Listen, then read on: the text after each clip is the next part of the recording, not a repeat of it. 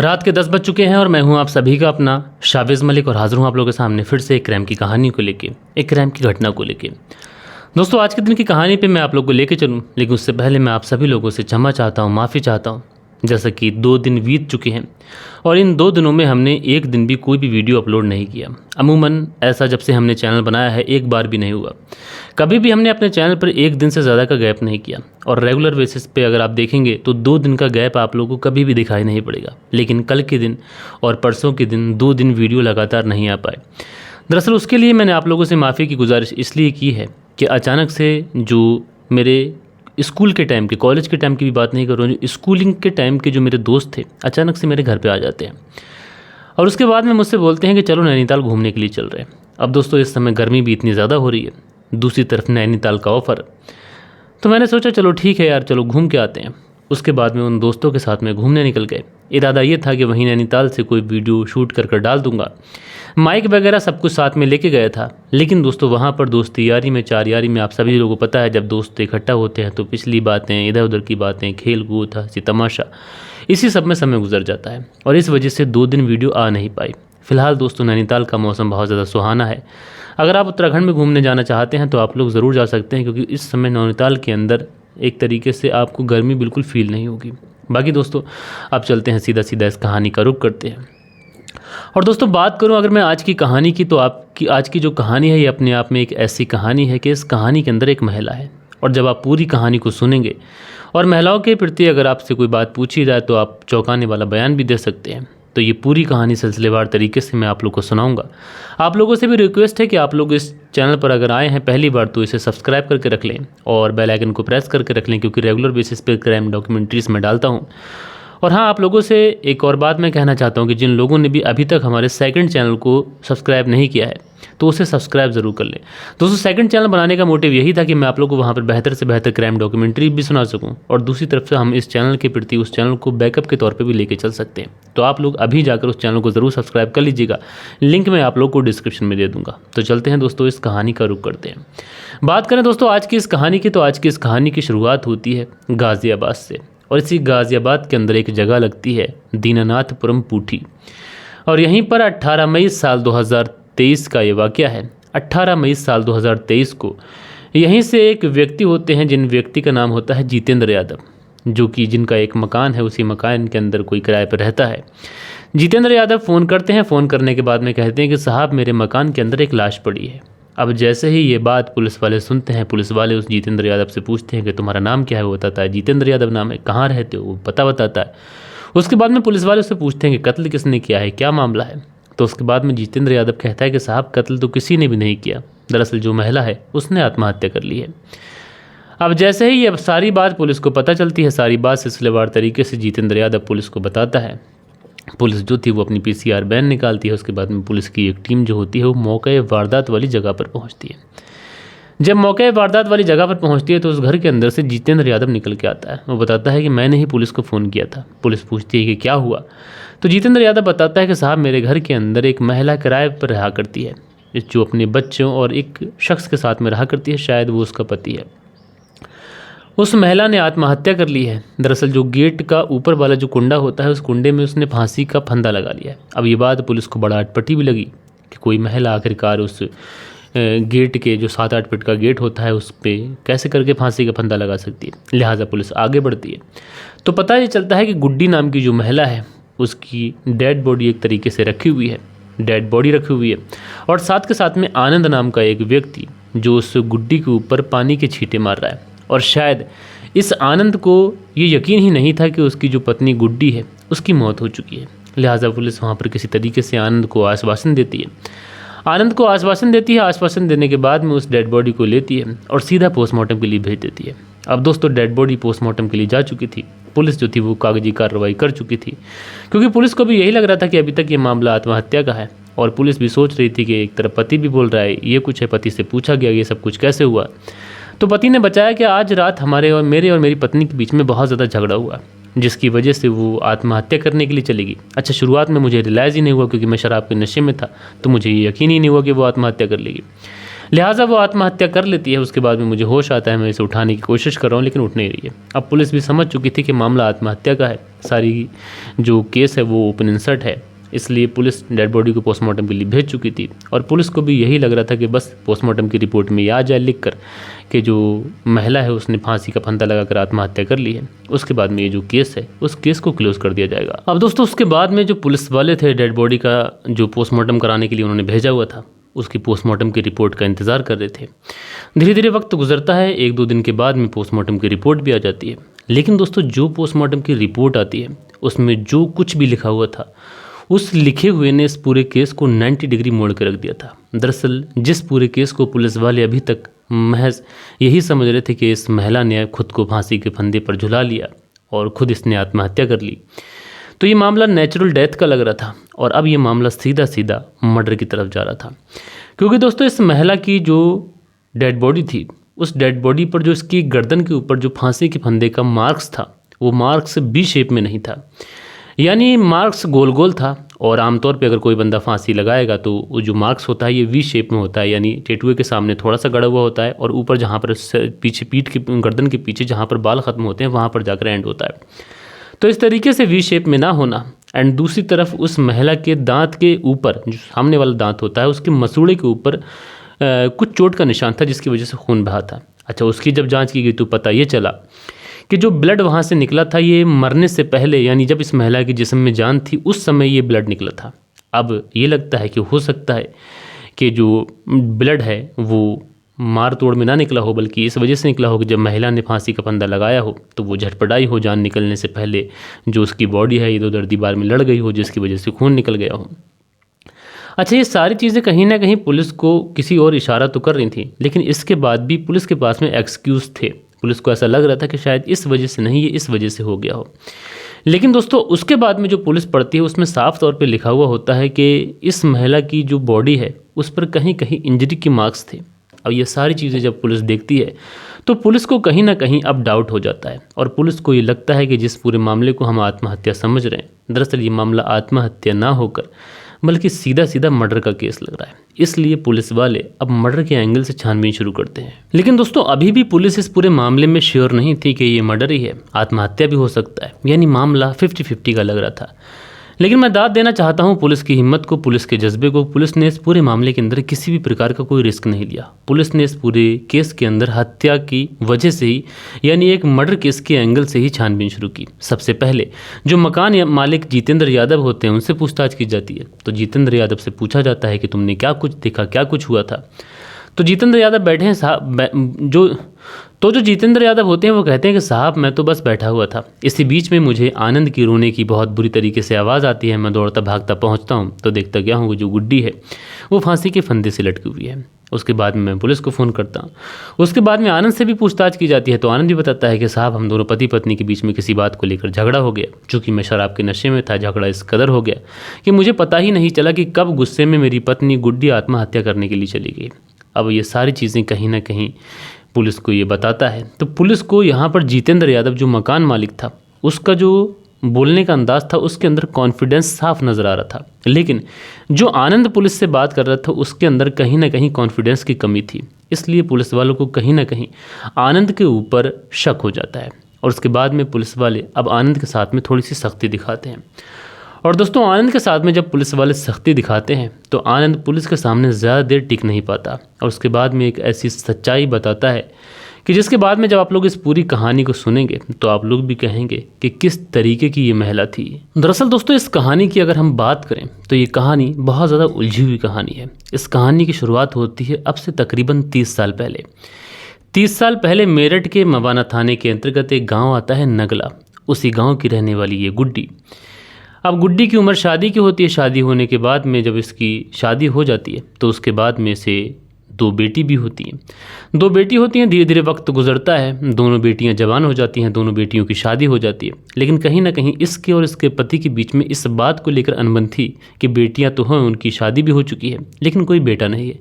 लेकिन इस बात को लेकर इन दोनों के बीच में कुछ इस कदर झगड़ा बढ़ जाता है कि गुड्डी जो थी वो अपने पति को छोड़ने का फैसला कर लेती है। उसके बाद में अपने पति को छोड़ती है और पहुंच जाती है गाज़ियाबाद के दीनानाथपुरम पूठी में। और उसके बाद में जब गाज़ियाबाद ये पहुंचती है तो वहाँ पर पहुंचने के बाद में ये इसकी ज़िंदगी में एक और व्यक्ति आता है, ये उससे शादी कर लेती है। जब उससे शादी करती है तो उससे 3 बेटे हो जाते हैं। अब 3 बेटे हो जाते हैं, पहले वाले पति से कोई बेटा नहीं था, उससे बस बेटियां थीं। अब 3 बेटे हो चुके थे, यानी गुड्डी की जो ज़िंदगी थी ये पूरी तरीके से सफल बन चुकी थी। गुड्डी बहुत ज़्यादा खुश थी। अब धीरे धीरे समय गुजरता है, जब 3 बच्चे जो 3 बेटे थे वो बड़े होने लगते हैं, तो जो पति था वो ज़्यादा कामकाज किया नहीं करता था।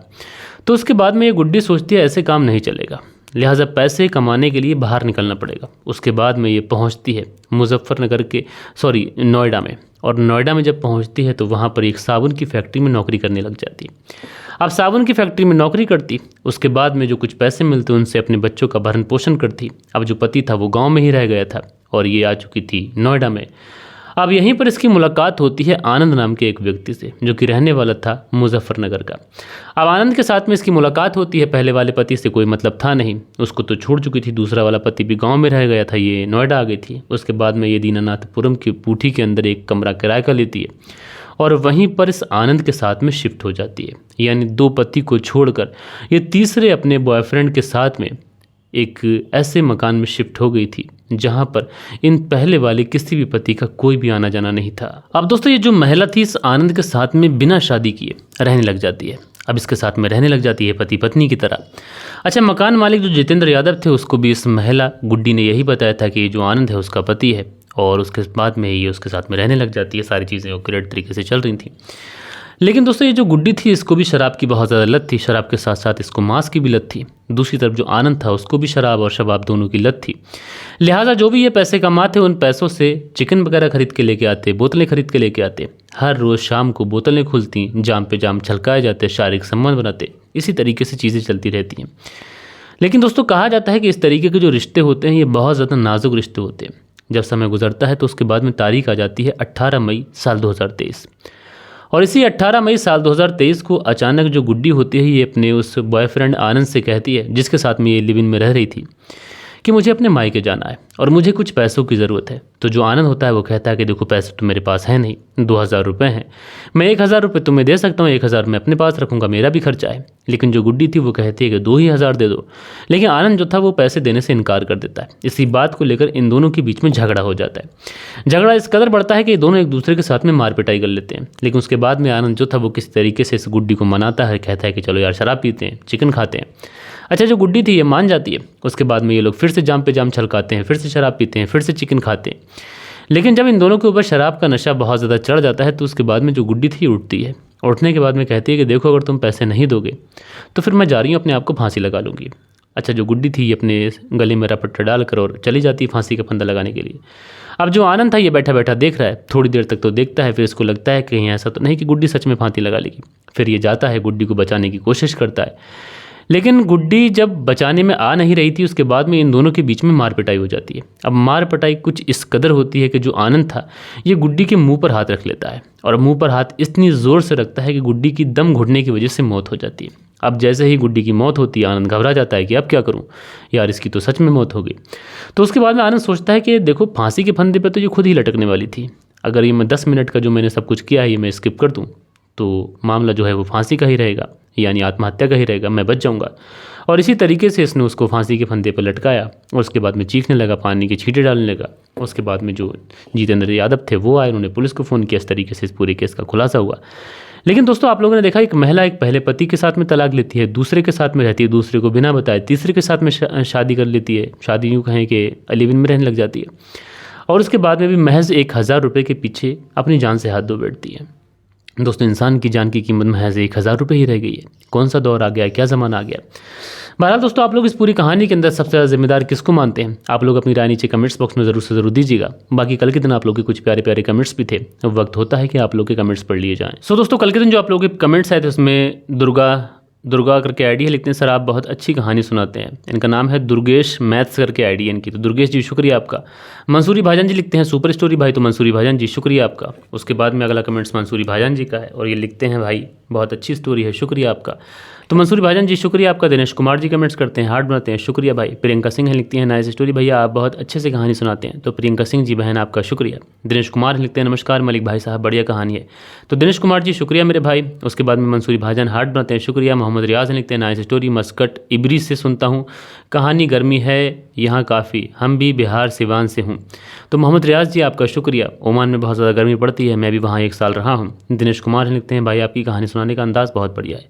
तो दिनेश कुमार जी मेरे भाई शुक्रिया। एक खान लिखते हैं आपकी कहानी बहुत अच्छी लगी। एक खान जी शुक्रिया। दिनेश कुमार आगे लिखते हैं भाई हम आपके लिए दुआ करते हैं और आप बहुत बढ़िया कहानी सुनाते हैं। तो दिनेश कुमार जी मेरे भाई शुक्रिया। स्माइलिंग वीवर लिखते हैं अस्सलाम वालेकुम भाईजान, कैसे हैं आप? बिग फैन भाईजान, love you bro, all the best. तो स्माइलिंग वीवर जी शुक्रिया। शीलनिधि शर्मा है, लिखते हैं मलिक भाई गर्मी तो है आजकल, बारिश होने से राहत, गर्मी से हरिद्वार रुड़की लक्सर क्षेत्र है तो यहाँ पर बारिश हुई है। खैर शुक्रिया आपका, आपने हमें बताया। उसके बाद में रोमियो करके आईडी लिखते हैं I am from London pleasant sunny weather. तो यहाँ पर जो लंदन में जो वीदर है ये थोड़ा सा मतलब एक तरीके से सूरज भी निकला हुआ है और बादल भी है। तो रोमियो जी आपका बहुत बहुत शुक्रिया। उसके बाद में अगला कमेंट आफ्ताब मलिक का है, लिखते हैं अस्सलाम वालेकुम सर, आपकी कहानी रशिया से सुनता हूँ और सर मौसम बहुत अच्छा है, अमरोहा से हूँ। तो रशिया में तो ठंड ही रहती है। खैर शुक्रिया आपका। उसके बाद में अगला जो कमेंट्स है इट्स क्रेजी बॉय करके लिखते हैं लव फ्रॉम गुजरात, गुजरात में भी बहुत बारिश हो रही है भाई। तो बढ़िया है, गुजरात में बारिश हो गई तो मौसम ठंडा हो गया। बारिश बिहारी लिखते हैं मलिक साहब जी नमस्कार, मुंबई में बारिश हो रही है, बहुत अच्छा लगता है जी बारिश से। तो बारिश बिहारी जी मुबारक हो आपको कि मुंबई में मानसून आ चुके हैं लेकिन अभी उत्तराखंड में नहीं आए। उसके बाद में सोनू चौरसिया लिखते हैं नमस्कार भैया जी, हमारे यहाँ तो रोज़ ही बारिश हो रही है मुंबई कंडेवली वेस्ट में। तो भाई मुबारक हो आपको। प्रियंका सिंह लिखते हैं भगवान आपको अच्छी सेहत दे भाई, खुश रहें। तो प्रियंका सिंह जी बहन आपका शुक्रिया। धीरज सिंह लिखते हैं भैया जी जय श्री राम भैया, रहने वाला तो मथुरा का हूँ, यहाँ आपको भी पता है लेकिन जॉब कर रहा हूँ सूरत में और यहाँ कई दिन से अच्छी बारिश हो रही है, मेरे पास गर्मी नहीं है। बड़े भैया आप कैसे हैं आप बताएं। तो धीरज सिंह जी बहुत बहुत मुबारक हो कि गुजरात में बारिश होने लगी है। अमूमन गुजरात में बहुत ज़्यादा गर्मी पड़ती है। मैं ठीक हूँ भाई, बस गर्मी ज़्यादा है, बारिश नहीं हो रही है। दिनेश कुमार लिखते हैं my wife also like your story, best of luck. तो दिनेश कुमार जी आपकी वाइफ दीप का भी शुक्रिया। उसके बाद में एक खान लिखते हैं सर मैं आपकी कहानी को गुजरात से सुनता हूँ और सूरत में इस टाइम बहुत बारिश हो रही है। शुक्रिया के खान जी। प्रियंका सिंह लिखते हैं भैया गर्मी तो प्रयागराज में भी बहुत थी, 2-3 दिन से बारिश स्टार्ट हो गई है, मौसम थोड़ा ठंडा है। तो प्रियंका सिंह जी शुक्रिया आपका कि आपने बताया। उसके बाद में अनुज कुमार चौरसिया लिखते हैं अवैध प्यार में ऐसा ही होता है और ये गलत काम है। तो अनुज कुमार जी शुक्रिया आपका। नसीर अहमद लिखते हैं अस्सलाम वालेकुम भाई जी। तो नसीर अहमद जी शुक्रिया। राजू सोलंकी लिखते हैं मैं भी बेंगलोर से हूँ और यहाँ तो बहुत ठंड है भाई, और कभी आए तो कॉल कर लेना, ओके लव यू भाईजान, श्री राम भैया जी। तो राजू सोलंकी जी मुझे आप इंस्टाग्राम पे मैसेज छोड़िए, मैं अगर कभी आऊँगा तो ज़रूर मिलूँगा आपसे। नसीर अहमद लिखते हैं शावेज भाई मस्कट ओमान में हूँ और इस वक्त यहाँ 45 से 50 के बीच टेम्परेचर है, डेली ऐसे ही है। तो नसीर अहमद जी मुझे पता है ओमान में बहुत ज़्यादा टेम्परेचर रहता है। मैं मस्कट में ही रहा लेकिन सलाला में मौसम अच्छा होता है, वहाँ पर अगर आप चाहें तो इस समय घूम के आ सकते हैं। दुर्गेश जी हैं, लिखते हैं कोटा राजस्थान में 3 दिन से बारिश हो रही है। तो भैया बहुत बढ़िया बारिश हो रही है। सुनील त्यागी लिखते हैं गर्मी बहुत पड़ रही है। रेणु सुनील त्यागी शियाना बुलंदशहर से। तो बुलंदशहर में बहुत ज़्यादा गर्मी है। दिल बहादुर खैरा हैं, लिखते हैं मेरे पास लखीमपुर की स्टोरी है, तो आप मुझे इंस्टाग्राम पे भेजिए लेकिन स्टोरी विद प्रूफ होना चाहिए। राजेश भट्ट हैं, लिखते हैं भैया मैं बिहार से आ रहा हूँ, मैं बिहार के आरा से हूँ, यहाँ 2 दिन पहले बारिश तो हुआ था पर गर्मी है। तो कभी कभी ऐसा होता है कि थोड़ी बारिश होती है और जब उसके बाद में भगला पड़ता है, जिसको कहते हैं ना, जो बिना हवा वाली चिपचिपी गर्मी होती है वो पड़ती है। दिनेश कुमार लिखते हैं भैया समय बहुत ख़राब चल रहा है, शुक्रिया। मोहम्मद मजहर आलम लिखते हैं मुरादाबाद हापुड़ रामपुर वाले लोग डब्लू को बी पढ़ते हैं और आप लोग नोटिस करना ये बात, जैसे व्हाट्सएप नहीं व्हाट्सएप बोलते हैं, मुरादाबाद हापुड़ रामपुर वाले। तो भाई इस बात का क्या सेंस हुआ मुझे नहीं पता, लेकिन मैं मुरादाबाद के एरिया का ही नहीं हूँ। अब मैं तो कभी कभी ऐसा होता है कि वाह को बा इसलिए पढ़ता हूँ क्योंकि वाह जब मैं बोलता हूँ तो वीडियो में थोड़ा समझ नहीं आता, ऐसा लगता है कि बहुत अटपटा सा कोई बड़ा चढ़ा के बोल रहा है, तो इसलिए मैं वाह को बा बोल देता हूँ ताकि माइक जो है उसको अच्छे तरीके से पकड़ ले। बाकी लैंग्वेज अपनी साफ़ है, ऐसी कोई टेंशन वाली बात नहीं है। मैं तो कहानी सेंटेंस से ही सो जाता हूँ और स्टील सिटी में डेली सुनता हूँ कहानी। अरुण जी लिखते हैं शुक्रिया। राजपूत जी हैं, लिखते हैं राम राम भाई साहब, आज पूरा दिन घर पर नहीं था, अभी आया हूँ, आते आते आपकी स्टोरी सुन रहा हूँ और यहाँ गुजरात सूरत में संडे को बारिश हो रही है जी। राजपूत शिवा जी बहुत बढ़िया। धीरज सिंह लिखते हैं वेरी नाइस स्टोरी, मोहम्मद जोर जी हार्ड बनाते हैं, कट व प्रदीप जी हाथ बनाते हैं। तो दोस्तों ये कुछ प्यारे प्यारे कमेंट्स थे जो कल के दिन आप लोगों ने किए थे। आशा करता हूँ कि आज की जो कहानी है ये आप लोग को ज़रूर से ज़रूर पसंद आई होगी। और दोस्तों इस समय मैं वीडियो बना रहा हूँ तो लाइट नहीं है और आप देख सकते हैं कि गर्मी किस कदर पड़ रही है कि मेरे कपड़े भी भीग चुके हैं। अब गर्मी अगर लाइट होती तो मैं AC ऑन कर लेता, लेकिन पंखा चला नहीं सकते। अब इन्वर्टर से तो AC चलता नहीं है, तो पंखा चलाएंगे तो आवाज़ आएगी, शुरुआत में आप लोगों ने देखा होगा। तो इसलिए माफ़ी चाहता हूँ कि आप देख रहे होंगे कि कहीं कहीं थोड़ी सी आवाज़ टिर वाली आप लोगों को आई होगी, तो वो इन्वर्टर की वजह से आती है। बाकी दोस्तों मिलते हैं कल के दिन किसी और स्टोरी के साथ में। जब तक के लिए अपना ख्याल रखें, देश का ख्याल रखें, परिवार के रिश्तों की अहमियत को समझें। जय हिंद, जय भारत।